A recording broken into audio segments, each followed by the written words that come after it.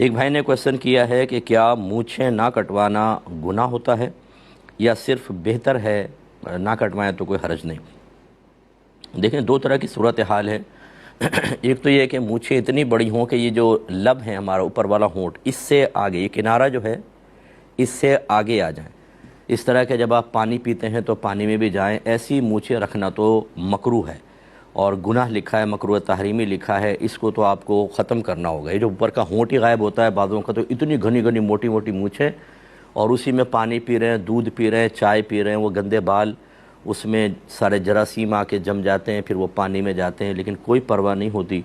تو یہ غلط صورتحال ہے، یہ تو نہیں ہونا چاہیے۔ ایک ہوتا ہے اس سے اوپر کی یہاں کی یہ مونچھیں موٹی ہوں،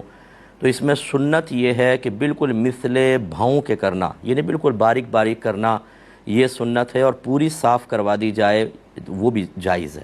ٹھیک ہے نا۔ یہاں تک جو ہے نا وہ یہی صورتحال ہو کہ مثل بھاؤں کے ہونے چاہیے، پھر یہاں سے کنارے سے اگر آپ بڑی رکھنا چاہیں تو اس میں کوئی حرج نہیں ہے، بلکہ حضرت عمر فاروق رضی اللہ تعالی عنہ کی جانب منسوب کیا جاتا ہے کہ آپ نے بڑی بڑی مونچھیں رکھی ہوئی تھیں، وہ چونکہ مجاہدین تھے تو ایک اس سے ہیبت طاری ہوتی تھی، تو اس وجہ سے وہ صحیح ایک مقصد کے لیے اگر کناروں کے یہاں سے بڑھائے جائیں تو گنجائش نکل سکتی ہے۔ تو تینوں صورتیں آپ کی خدمت میں رکھی ہیں، ان کا خیال رکھیں۔